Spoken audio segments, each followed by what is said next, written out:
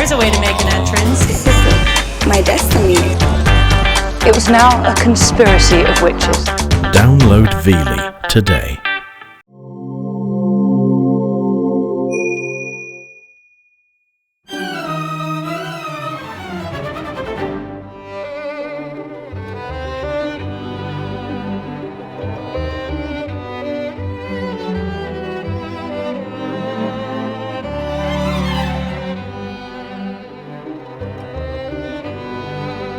Come with us on a musical journey through some of the most magnificent places on earth.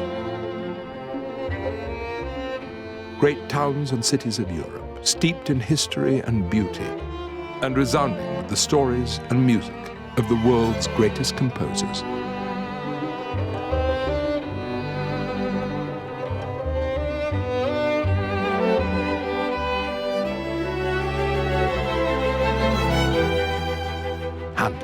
Debussy, Rossini, Chopin, Elgar, Rachmaninoff. Just some of the greats in our classical destinations.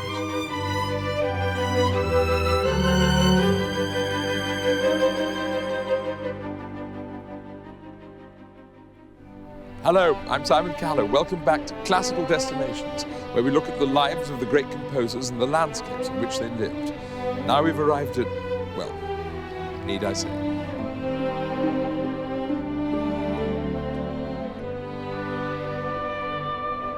Ah, Paris, the great city of light and of love and of music.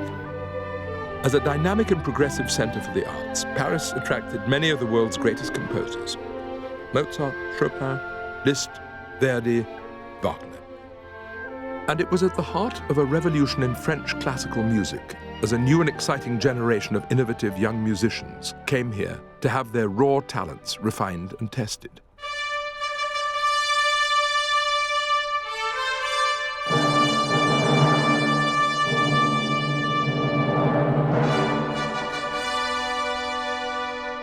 Two of these revolutionaries, Claude Debussy and Maurice Ravel, were going to meet on our journey through Paris.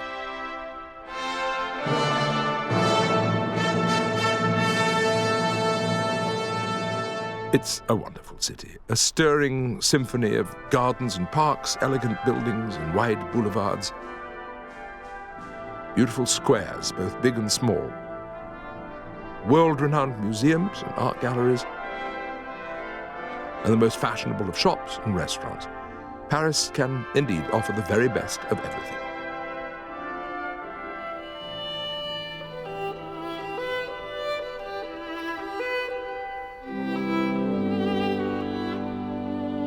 The mid-19th century remodeling of Paris copes surprisingly well with the 21st century traffic and the 70 million tourists who visit each year. But it wasn't always this way. At the start of the 19th century, Paris was a city struggling for breath. It was overcrowded, congested, and polluted. Its narrow and winding streets, little changed from medieval times, could no longer cope with a rapidly expanding population. The Industrial Revolution was bringing wholesale change, and France needed a capital that could move with the times. Something had to be done. From the middle of the 19th century, the reign of Napoleon III, France began to transform itself into a major industrial power. Paris itself was majestically reshaped. And in 1889, an industrial exhibition was held to celebrate the centenary of the French Revolution. The engineer Gustave Eiffel designed and built his famous tower, which instantly became a symbol of the regenerated Paris.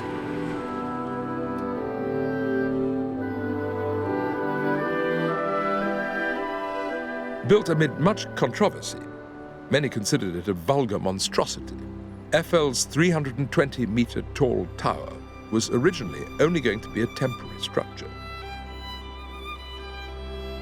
It was the extravagant centerpiece of the Exposition Universelle, a 6-month fair held in 1889 to show France off to the rest of the world. But Eiffel built his tower to last, and 120 years later, Parisians simply couldn't imagine their skyline. without its instantly recognizable silhouette.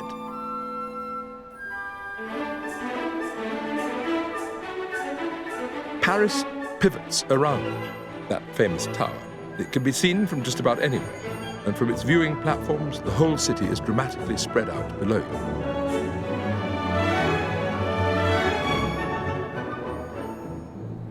At night, over 290,000 watts of lighting make an even more dramatic statement. Whether viewed from road or river, Paris is a sumptuous feast for the eyes, and a night cruise along the Seine is the most romantic way to see a city that's defined by its river.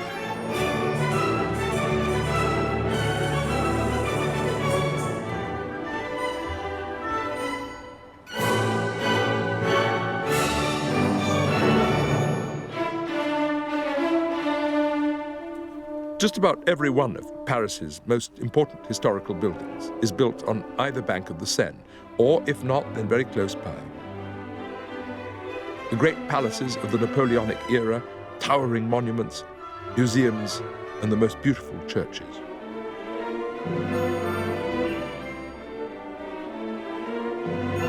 And a cruise is definitely the only way to truly appreciate Paris's remarkable collection of magnificent bridges.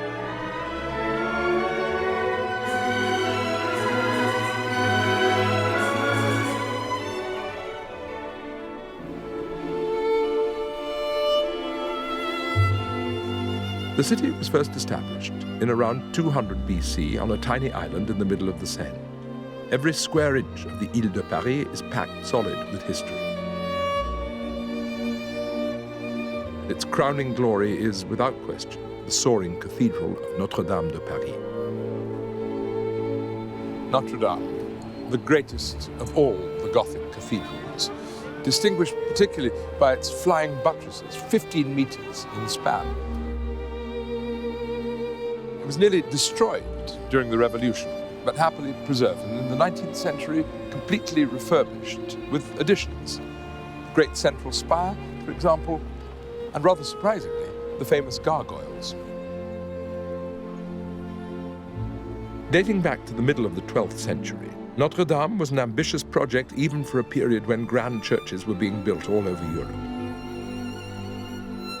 It took legions of the finest medieval craftsmen and builders 200 years to complete.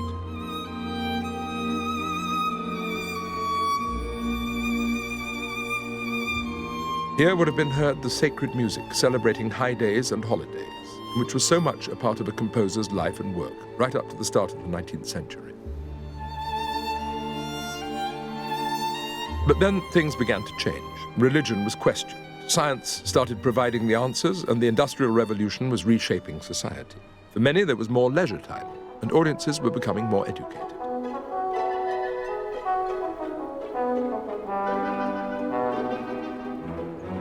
Napoleon III's new Paris included theatres, concert halls, and a grand opera house, the Palais Garnier, right in the heart of the city.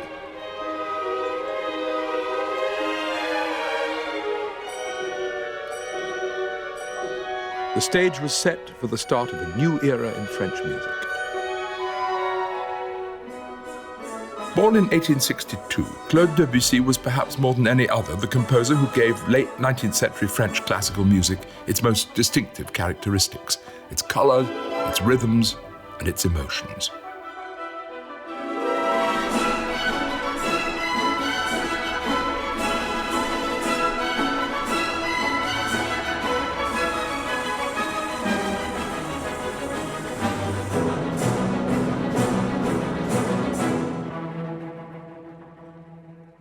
Like many shy and awkward children, Debussy developed into a very prickly adult. And even at the Paris Conservatoire, where he studied from the age of 11, he made no bones about how little time he had for the Germanic models which were held up as their supposed ideals. Beethoven, particularly, he said he found simply boring. And similarly, he had no time at all for the shiny new opera house in Paris, which he described as looking like a railway station on the outside and a Turkish bath on the inside. That was Debussy, a most uncompromising individual imaginable.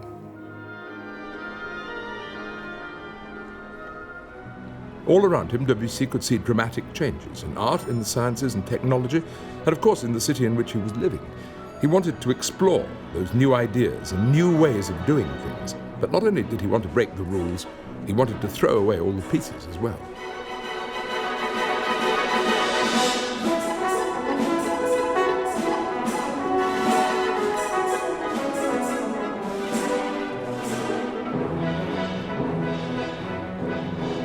In 1884, at the age of 22, Debussy won the coveted Prix de Rome.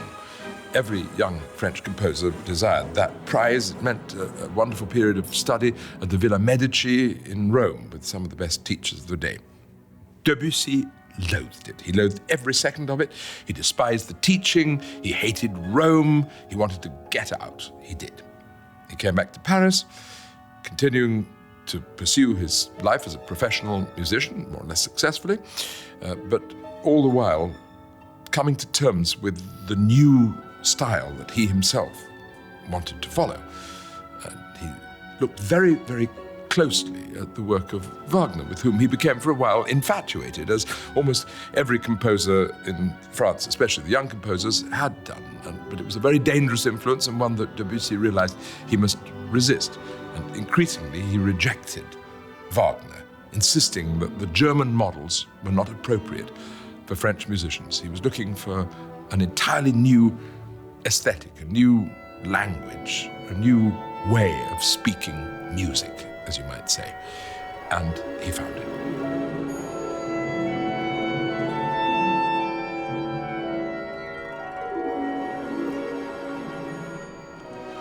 In 1902, here at the Opéra Comique, Claude Debussy, at the age of 40, had the great success he'd been waiting for.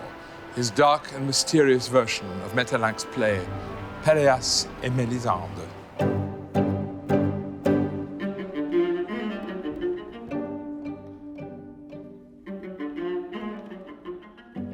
The transparent vitality of Debussy's music is very apparent in this movement from his string quartet, played by 4 members of the Australian Chamber Orchestra.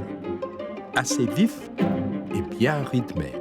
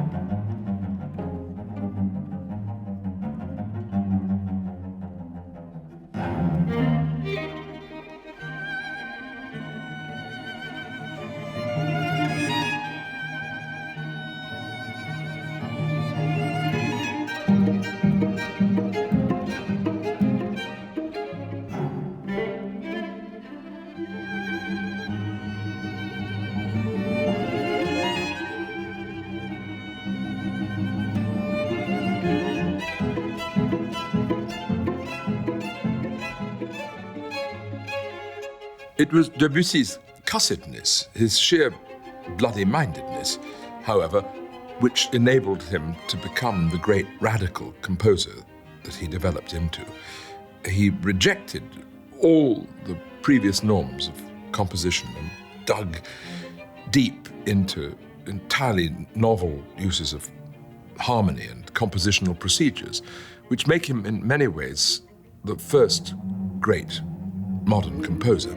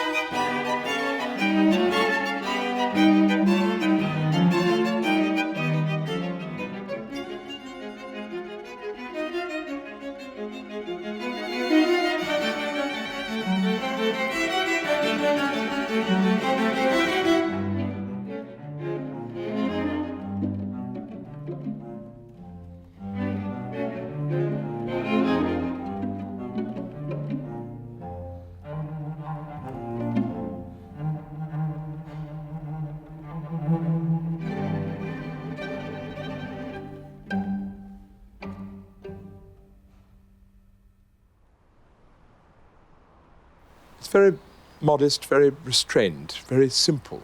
The tomb of Claude Debussy, giant of French music. But it's not surprising that it should be so modest, since he died after years of physical agony in 1918, at the height of the German bombardment of that city during the First World War. He had, in fact, become something of a symbolic figure for French music. He signed himself at this time simply Claude Debussy, musicien français. Claude Debussy, French musician. Debussy once commented, "Music is the silence between the notes."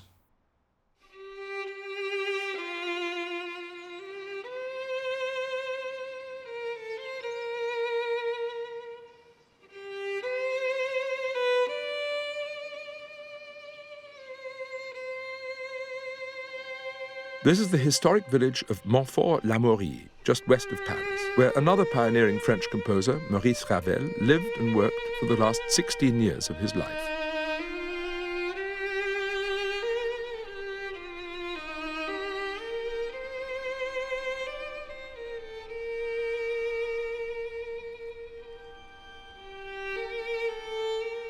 The names of Debussy and Ravel are often associated, though, in fact, they were utterly different, both as composers and as people.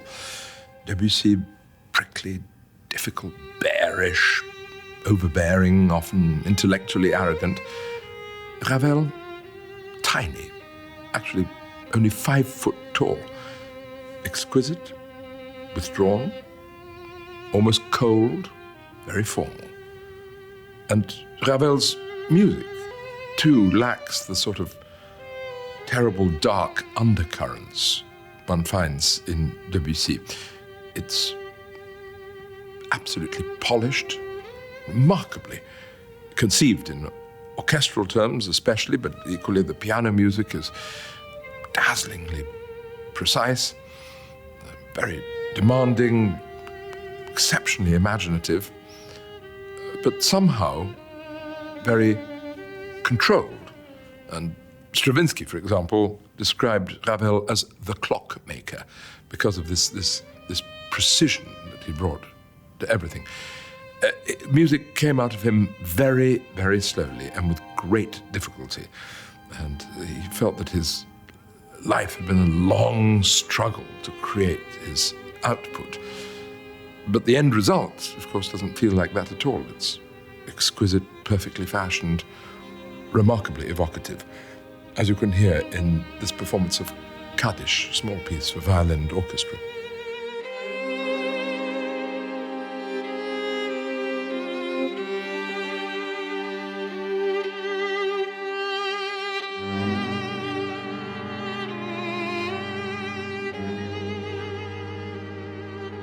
Kaddish, the Jewish prayer for the dead, liturgical chant, but without words in this case.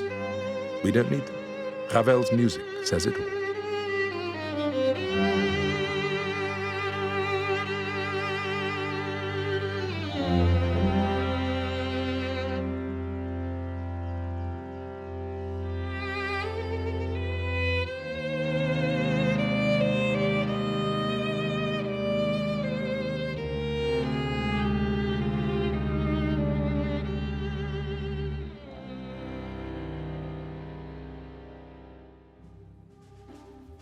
To his considerable regret, Ravel was always associated with his ballet Bolero, that curiously compelling, monotonous piece of which he said there wasn't a single note of music in it. It made him a great deal of money, of course. Indeed, it's apparently still the most successful piece of classical music ever written in terms of royalties, and Ravel was not uninterested in royalties. When Gershwin approached him, asking him for lessons, Ravel declined, saying that there was really nothing he had to teach Gershwin, but perhaps Gershwin might be able to teach him how to make money. But he did very nicely, thank you, out of Bolero, which continues to be maddeningly impossible to resist.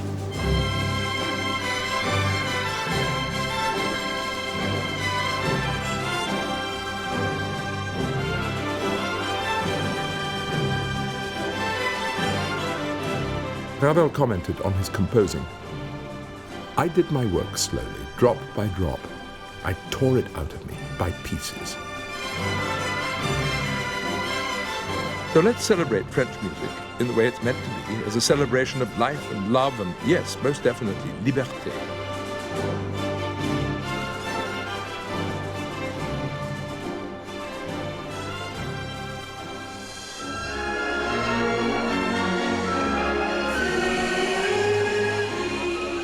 No visit to Paris is complete without a night at the Moulin Rouge, the world's most famous nightclub and home of the high-kicking can-can, a dance, incidentally, that originally came from Algeria in the 1830s.